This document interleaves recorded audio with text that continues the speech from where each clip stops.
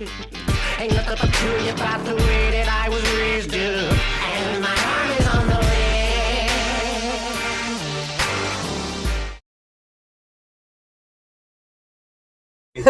I was about to say, I was just messaging you to say try to restart your phone or something, and then I got. That's what I did. Oh, That's okay. exactly what I did. Sometimes I just don't get a signal in here. Yeah.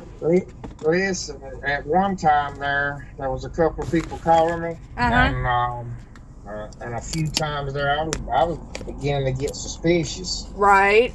Because Yeah. that had never happened before. You know how that mess is, that Oh. AI and all that mess. Oh yeah. I've gotten to where, and I hate to be this way too, because it's like you never know if somebody's going to need you and have to use a different phone and call you. And it got to the point where I couldn't even. I would literally be on my phone every second. I would get like 300 calls a day, literally. And yeah, so I had to put it on silent, and then so if it's somebody important or somebody, I'll save it, give them a ringtone, so that way I'll hear it whenever they call. So yes, it's just a scary time we're living in today. it really It really is, because there would be noises on my phone. My phone calls would drop.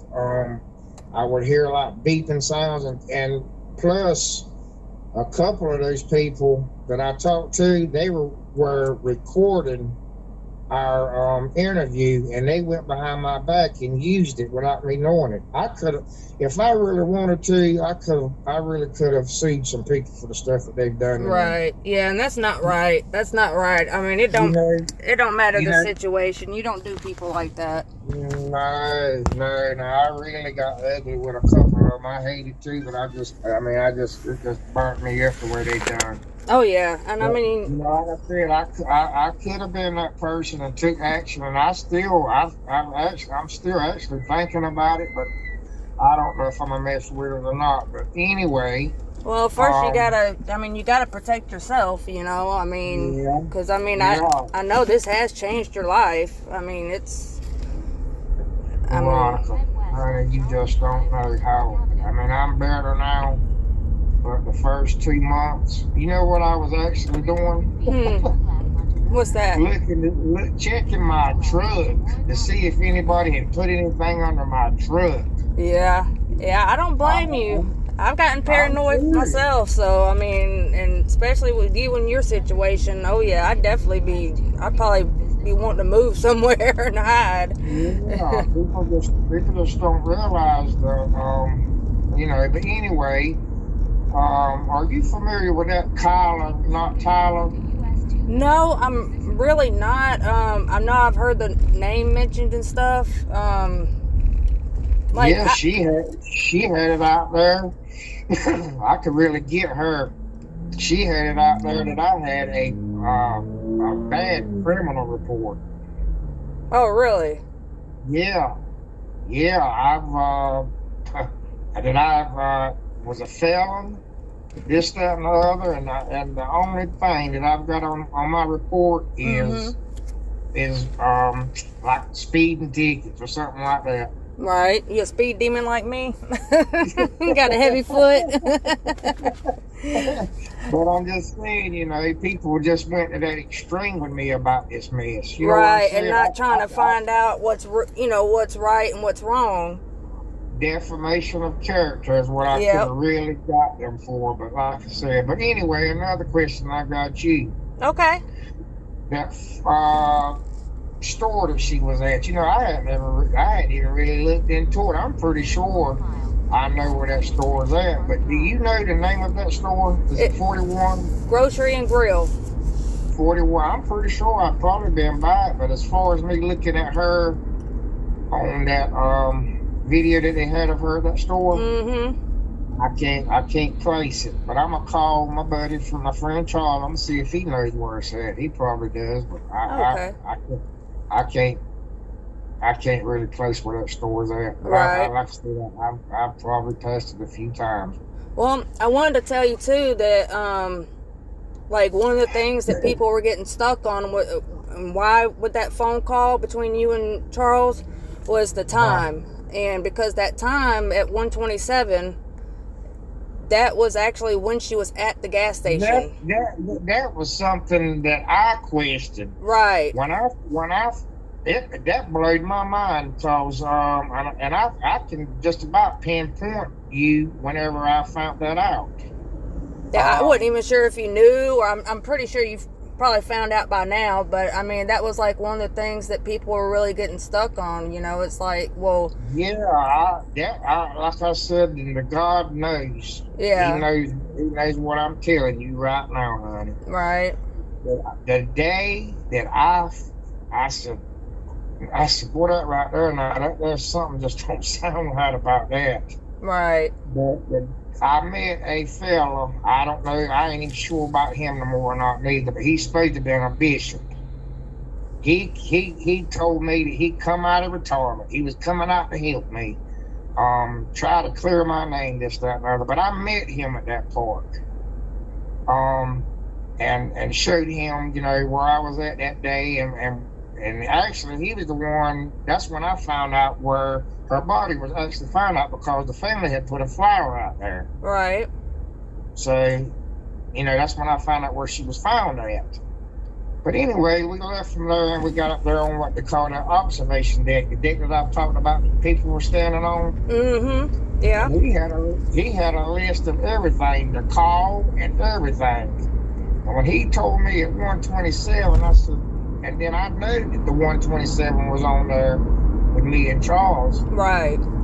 And that just blew my mind when it was exactly at 127. Right. And then you're like, no one, you know, like people were really running with this because of that, you know, and yeah. I can understand that, and Lord knows, honey. I'm telling you the God's honest truth. That was so mind blowing to me. Right. Yeah. But, I mean, all that, you know, just like I said, that's the first time I've been involved in all this stuff. And I was actually guesstimating about the time, too, Veronica. Yeah. But, you know, I had called Charles, but like I said, I had deleted my calls. I had called Charles, and I said, Charles, could you give me the time, or what time it was the last time that me and you talked? But that wasn't the time that I called him. That was the time that he called me. Ah. Yeah. So it's just a big old mix-up, and then the time being thrown in there just made it crazy. You know, like I said, I wasn't thinking of all this mess was going to be coming out, and I was like really guesstimating. But the time that I called Charles, and the reason that I got a signal, Veronica, is because I was outside of the park. That was when I came back from the store. Right. You know, I went to the store, and like I said, I went to go buy a cigarette lighter, and that was God's honest truth. Right. I even told Flo if they needed to see a video of me at that store, I'm pretty sure they had a video of me at that store around the time, because I told Flo I was going to go back there and talk with the lady to see if I could get that information when I was at the store. She told me that she couldn't release stuff like that not unless it was police. Right. So, well, I did find out the agent's name of the FBI and all that information. So I was also going to tell you all about that and see what you wanted to do or how you wanted to do it, or so. Okay, but getting back to the time thing with Charles. Okay, when I came back from the store and got to the park, I stopped right before I got to the park to where I was visible of the park. Mm-hmm. To where I said, Charles, I said, something has happened out here. Something bad has happened. So that had to have been around, I'm guessing again, it had to be around about 3 or something like that. Right. When I called Charles. And he said, and actually that's when I found out about who the kayaker was. Come to find out, Charles knew the kayaker. And he asked me, I said, Charles, there was a fellow out there in a kayak. He said, wait a minute. He calls me a little J. Right. He said, wait a minute, little J. He said, was he in a yellow kayak? I said, Charles, I really can't remember. I said, was he a big guy, heavy set guy? I said, yes, he was a heavy. He said, I know that joker. I know who that was. I said, Charles, do you have his phone number? He said, yeah, I got his. I said, well, when I get through talking with the laws, I said, there's the law there. When I get through talking with them, I'm going to call you back, get his phone number, and talk with him. So, Veronica, that's when I talked with Charles, baby. Right. It was around somewhere around in that time. Yeah. And see, these are like so many missing pieces that are like making the story seem like like you're involved somehow, but you're not. And so I was trying to think, okay, what are the like main questions that people are getting confused about? So that's what. But see, now the thing about it is now, people's gonna say, well, there he goes changing the story up again. You know what I'm saying? Yeah. But like. But people also got to realize too that people can, like cut stuff and leave stuff out and make it, sound a different way. I mean, we know like that's how the news does it, So I mean. Yeah, actually, I went back. Like I said, I didn't really dig into stuff to see what people said about me because I really didn't want to. I knew there was some stuff being out there, but I did see a few times on there where some of those interviews that I had wasn't with the people that I talked to. You understand what I'm saying? Yeah, like somebody else was there also recording or something? No, it was like that interview was put. I don't know how to explain it. Oh, like somebody else used it. Like, yes. Okay. Somebody else used it. Weren't with that. Yeah, they did that some type of way. Oh. But now listen, that first black lady that I interviewed with, there was a fellow on there. I forgot his name. I thought I could call it. You might would know him. But anyway, I told that news lady that I had already told that gentleman that I didn't want to talk with him, that I wanted to talk with her. Right. And then that's what I told them. So she had walked away, the news lady. She had walked away, she'd come back. And they kept on. I told her, I said, listen, I already told them I didn't want to talk to them because I didn't know nothing about, I didn't know nothing about her neither, really. But I said, I didn't want to talk to them. Right. I just came here to talk to you. She said, this is what she told me. She said, don't worry about them. They all right. They all right to talk to. I said, you sure? She said, yeah. So we decided to have the interview over there where I put the boat in at. Okay. And I told her I didn't want my face to be on camera. Right. Just to talk with me. But anyway, let me tell you what happened. We done the interview and everything and talked to one another after the interview was over. We left. As soon as I got home, that lady called me. She said, Johnny, guess what? I said, what is it? She said, I can't believe it. I said, what is it? She said, that man that you didn't want to talk to had already recorded you, put your face on YouTube and put it on YouTube. And I told her, I said, you see there? I told you that I didn't want to talk to that man. He went behind your back and my back and I had already put it on YouTube before I got home. Wow. Yeah, that is wrong. Yeah, especially putting your face out there and you know, I mean... I told him not to.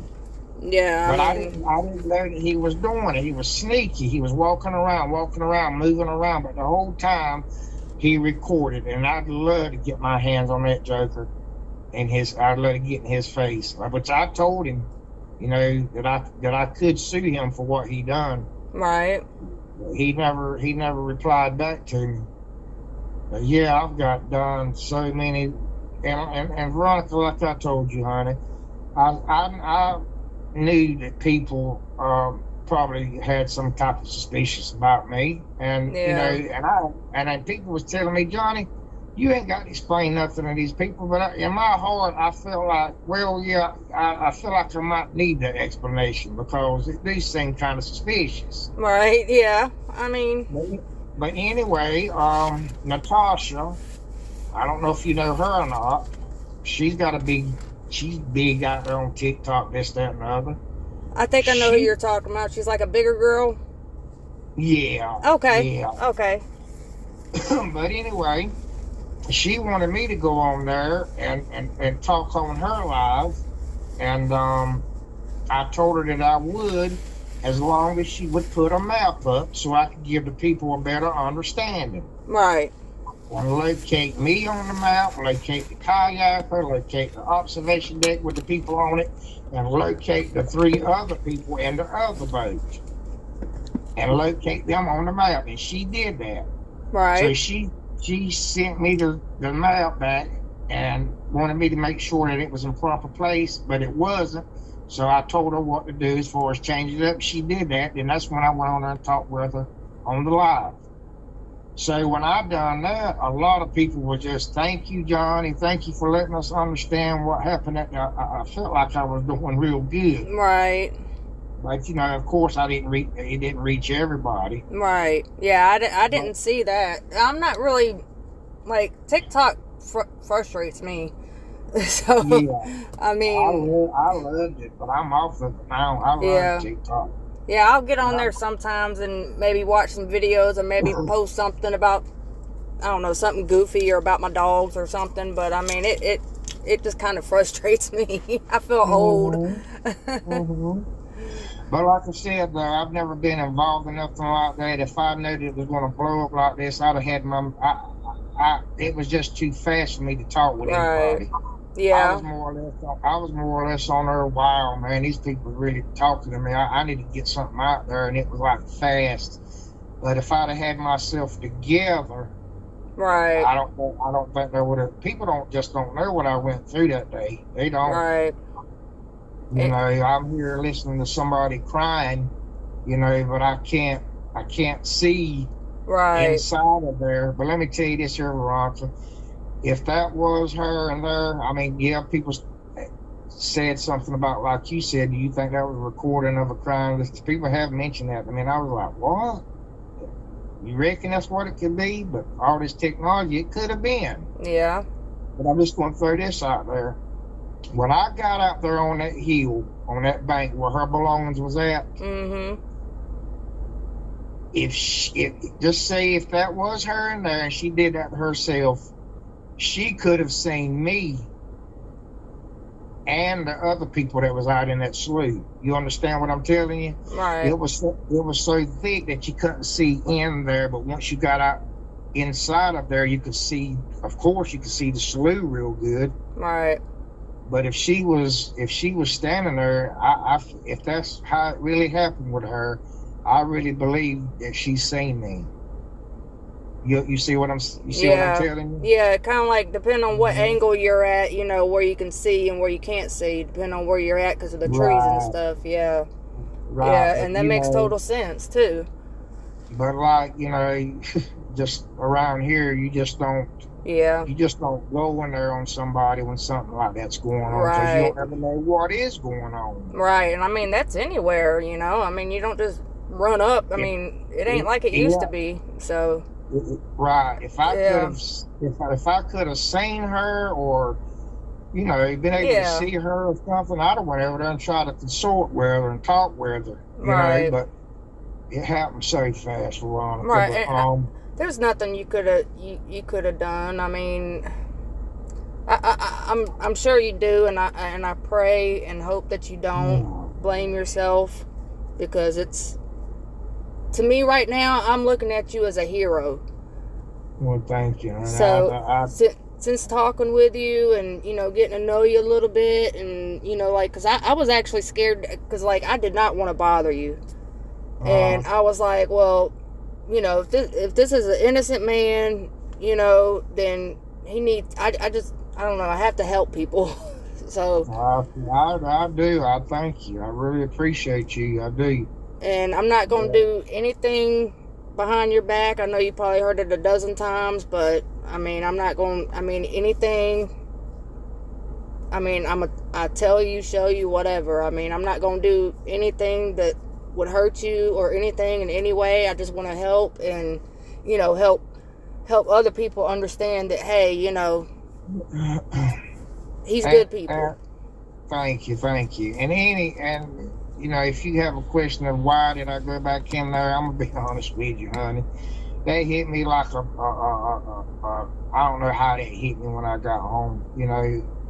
Dad, you went back up in there. Right. After you heard, I don't know why I did that. Right. I really don't. But I'm gonna tell you, and this is the God's honest truth, because the God knows what I'm talking about. Right. Whenever that shot went off, that's what I felt like had happened. Right. Yeah, especially after hearing a little cry and, I really deep down in my heart felt like that. Well, I wasn't thinking about no danger or Right. nothing of me being in no danger or nothing like that. Right. I went back up in there, not fast because the water was that boat that I've got can float in 4 to 5 inches of water. Right. But I had a trolling motor on the back of it. Okay. Of course, I was hitting things going in there, but I was going in there slow. And I did have to pull my motor up to get across a few things. But the water was up high enough where that boat would float back up into that. People don't understand that. The maintenance man took people out there when the water was talking about, no, there ain't no way no boat. No, there ain't no way no boat can get in there because the water was low when you was in there. Right. You see what I'm saying? Yeah. So, I went on up into the opening, and I happened to look to the bank, and there lay her stuff in a row. It was her, I forgot how it was, but it was the cell phone, the glasses, or the phone, and then the glasses, and then the bag. It was in a row. I picked it up, didn't ever look into it, throwed it in the front of my boat. There was a path lead straight to the stuff where she had. I walked to the left and looked, I walked to the right and looked, and I didn't see nothing. I got in my boat. I got the hello up out of there. Right. When I left from out of there, I was getting it hard as I could. Right, I can imagine. And see, that's a lot of the stuff that was like left out of like a lot of the interviews and stuff was like the whole context of things. And people forget, like, because I always like to see like both sides or every side to everything, and it's like, nobody knows how one's going to react in a situation like that, so, and I mean, you do things and not think about it. So I didn't, when I was coming out of there, I did not look in the water. I wasn't looking in the water. I was just getting out of there. Right. So when I got out of there, there was a family up there on the observation deck. She's the one that told me that someone had called 911. Because I knew I wouldn't have I wasn't even really thinking about calling 911, to be honest with you. I was just thinking about getting the,